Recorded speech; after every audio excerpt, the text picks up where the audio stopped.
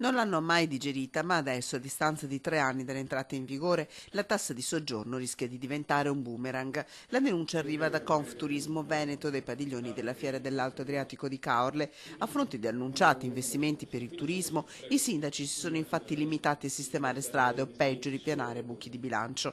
A mettere ordine può pensarci solo il governo, per questo parte un chiaro invito a Roma. Non verrà cancellata, benissimo, parte un regolamento nazionale che dice esattamente a quali capitoli di spesa vanno i soldi della tassa di soggiorno. Non possiamo permetterci il lusso di vedere città come Venezia che ricava 30 milioni di euro dalla tassa di soggiorno e li usa per tappare i buchi delle varie municipalizzate.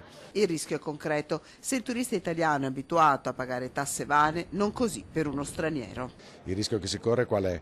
Quello che il nostro cliente danese, tedesco, svedese che sia, abituato a paesi normali, fra 5 anni venga a dirci: scusami Marco, sono 4 anni che ti do 30 euro l'anno, fanno 170-180 euro quello che è. Dove sono finiti questi miei soldi e io cosa gli rispondo al cliente? Resta un settore in leggera crescita, almeno sul fronte presenze, quello del turismo delle spiagge venete.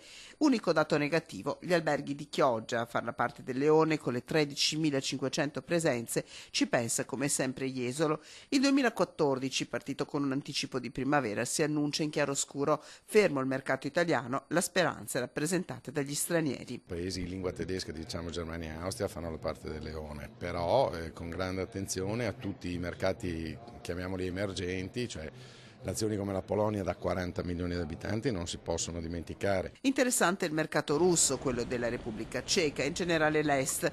Gli alberghi per ora tengono, ma dagli organismi di categoria arriva un richiamo: le strutture vanno sistemate e rinnovate, servono al più presto nuovi investimenti.